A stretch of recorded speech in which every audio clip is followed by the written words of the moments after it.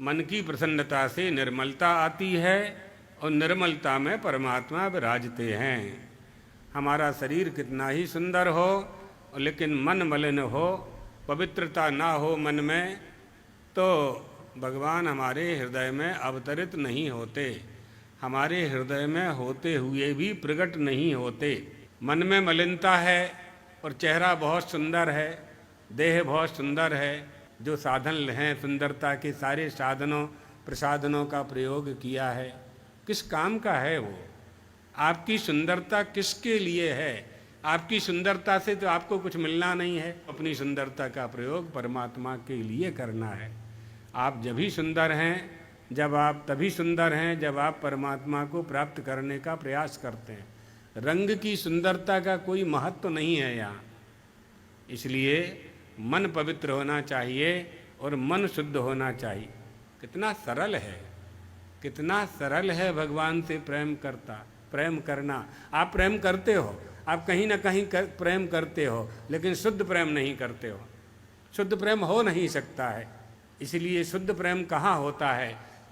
बिल्कुल अत्यंत शुद्ध वस्तु, निर्मल वस्तु से होगा। वो कौन है? वो भगवान है, वो भगवान है। ये पांच भौतिक देह में सुंदरता है नहीं, आपने मान ली है, मानी हुई सुंदरता है।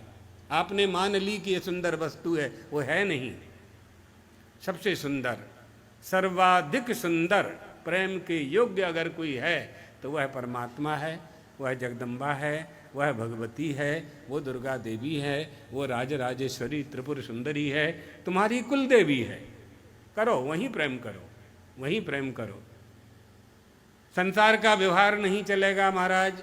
संसार का व्यवहार चलाने के लिए सबसे संबंध बनाओ, सबसे व्यवहार करना ही पड़ेगा, करना चाहिए, लेकिन प्रेम परमात्मा से करना चाहिए, क्योंकि परमात्मा का ही प्रेम सच्चा प्रेम है।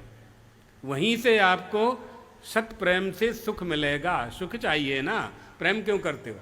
आप किसी से प्रेम क्यों करते हो? क्या प्राप्त करने के लिए प्रेम करते हो? सुख प्राप्त करने के लिए। वो सुख कहाँ मिलेगा? सुख की परिभाषा क्या है? जिसे प्राप्त कर लेने के बाद कुछ भी प्राप्त करने की इच्छा मन में ना हो, वही उसी का नाम सुख है। जो हमें प्राप्त करना था वो हमने प्राप्त कर लिया, कुछ नहीं चाहिए। समझ लीजिए, जिस वस्तु को पा लेने के बाद कामना नष्ट हो गई, उसी वस्तु से हम प्रेम करते हैं।